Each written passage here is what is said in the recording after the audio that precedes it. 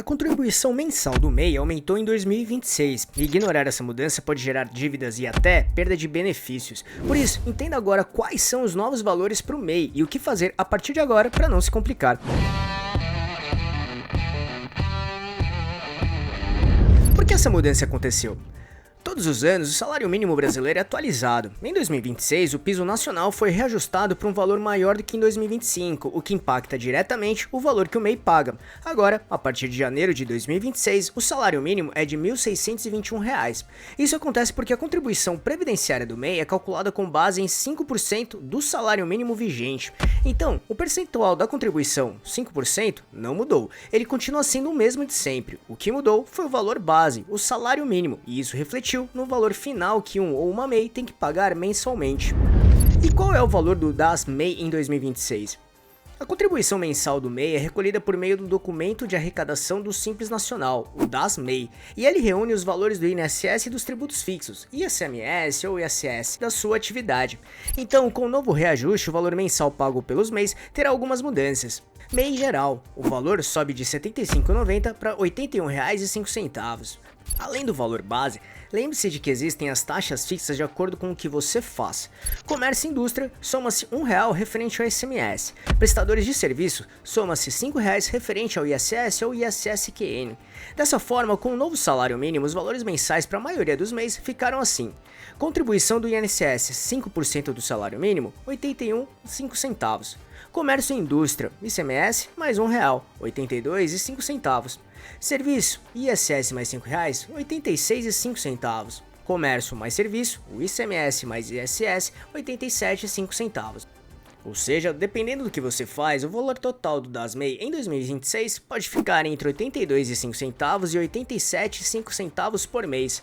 Se você é caminhoneiro MEI, a regra é diferente porque sua contribuição ao INSS é de 12% do salário mínimo, não 5%.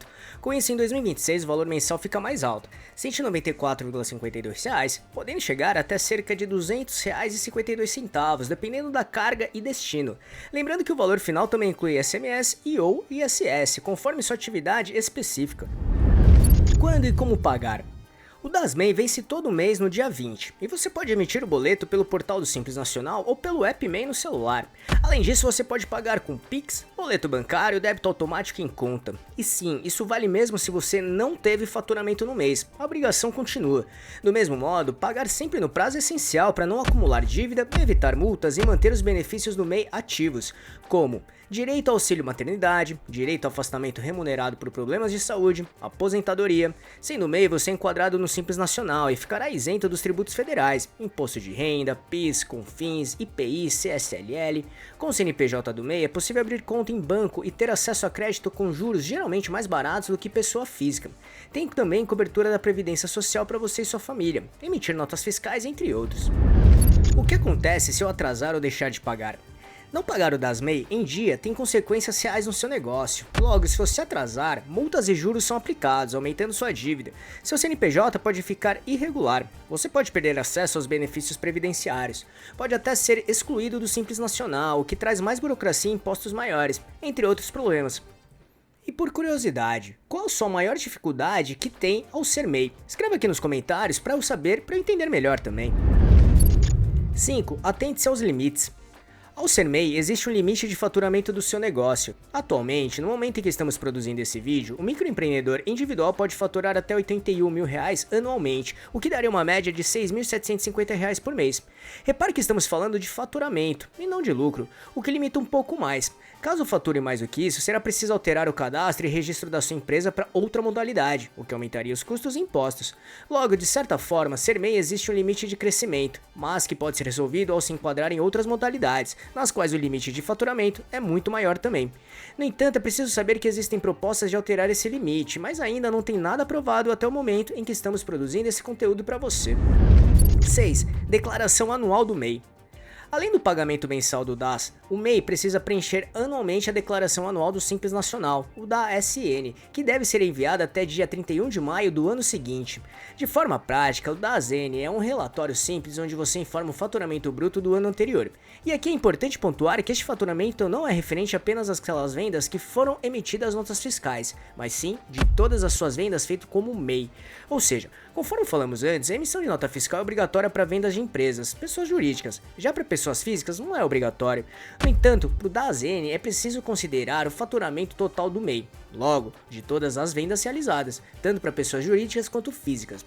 E a DASN precisa ser feita por todos os MEIs em atividade, com o CNPJ, mesmo que não tenha realizado nenhuma venda e teve o faturamento zerado.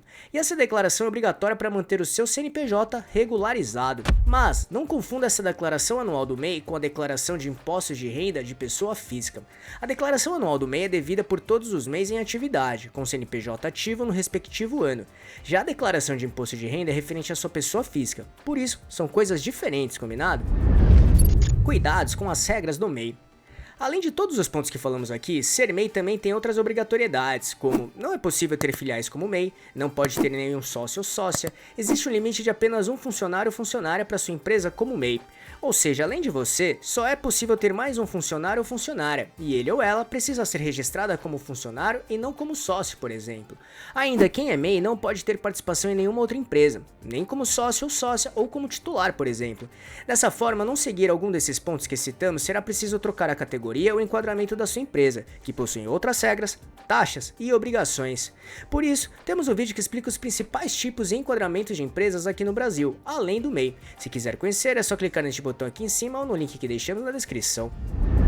8. Mantenha o relatório mensal de faturamento atualizado. O relatório mensal do MEI é um documento onde o MEI deve registrar seu faturamento mensalmente. O relatório mensal do MEI tem a função de controlar todas as receitas da empresa, além de organizar e registrar as documentações fiscais relacionadas. Segundo o governo, o MEI é obrigado, por lei, a preenchê-lo até dia 20 do mês seguinte ao das vendas realizadas. No entanto, ao contrário da Declaração Anual do Simples Nacional, o DASN, não é necessário enviar esse relatório a nenhum órgão. Dessa forma, na prática, muitos MEIs acabam não utilizando esse documento porque ele não precisa ser enviado ao governo para conferência. Porém, em caso de fiscalização, o fisco, que é um órgão federal responsável por fiscalizar toda e qualquer pessoa, física e jurídica, no que se refere a impostos, poderá exigir os relatórios mensais preenchidos, juntamente com as notas fiscais. Por isso, é recomendável incluir o preenchimento desse relatório nas rotinas de gestão da empresa, evitando complicações no futuro. Além disso, o governo federal recomenda que você mantenha e arquive o conjunto de relatórios e notas fiscais por pelo menos 5 anos, para evitar possíveis desencontros ou inconsistências nas informações. 9. A regra CNPJ mais CPF. A Receita Federal agora determina que toda a renda da pessoa física, o CPF, vinculado ao MEI, seja somada ao faturamento da empresa, o CNPJ, para verificar se o limite de R$ 81 mil foi ultrapassado. O que mudou na prática? Antes, muitos empreendedores separavam o que ganhavam por fora ou em outras atividades como autônomos. Agora, se você tem um MEI para uma lojinha, mas também trabalha como prestador de serviços no CPF, as duas rendas somadas não podem passar de R$ 6.750 por mês, em média. Caso o limite do mês seja ultrapassado com a soma do faturamento do CPF e CNPJ do MEI, existe a chance de multas e o desenquadramento do MEI, enquadrando-se em outra categoria fiscal onde os impostos são mais altos. O risco de desenquadramento aumentou porque o cruzamento de dados agora é automático e imediato, já que o governo consegue informações sobre notas fiscais eletrônicas e pagamentos via Pix ou cartões em tempo real. Como evitar problemas? Separação total. Use contas bancárias diferentes para o CPF e para o CNPJ. Monitoramento. Se a soma de tudo que você recebe, incluindo rendas extras no CPF, estiver próxima dos R$ 81 mil anuais, considere migrar para microempresa, o ME, preventivamente para evitar multas retroativas, por exemplo. Atenção às atividades. Atividades não permitidas no MEI, exercidas no CPF, agora se somarão ao limite do seu CNPJ do MEI. Então, de forma resumida, o governo agora enxerga o MEI e o dono ou dona do MEI como uma única fonte de renda para fins de limite de faturamento. Se o total, empresa, mais ganhos pessoais, passar de R$ 81 mil ao ano, o desenquadramento pode acontecer. Dicas práticas para organizar seu MEI. Atualize o valor do DAS de acordo com as novas regras. Não continue pagando o valor antigo por hábito. Programe alertas mensais para emitir e pagar o DAS até o dia 20. Separe uma reserva financeira mínima mensal para não ser pego de surpresa. Use ferramentas simples de controle, planilha ou app de gestão para acompanhar entradas, saídas e obrigações. Mantenha seus registros organizados para possíveis fiscalizações e para sua própria tomada de decisões. E com tudo que mostrei aqui, saiba que o aumento dos valores pode parecer pequeno num primeiro momento, mas não cuidar disso hoje pode virar problema amanhã, com multa, dívida ou perda de benefícios. A vantagem de saber exatamente o que mudou é que você pode se organizar e manter o foco no que realmente importa, fazer seu negócio crescer sem surpresas. Então, se quiser entender tudo o que precisa fazer quando se é um ou uma MEI e evitar problemas sérios, assista esse vídeo que mostra exatamente isso, clicando aqui em cima ou no link que deixamos na descrição. Esperamos que tenha gostado, e se gostou desse vídeo, deixe seu like e compartilhe esse vídeo para ajudar muito este canal. Obrigado e até a próxima.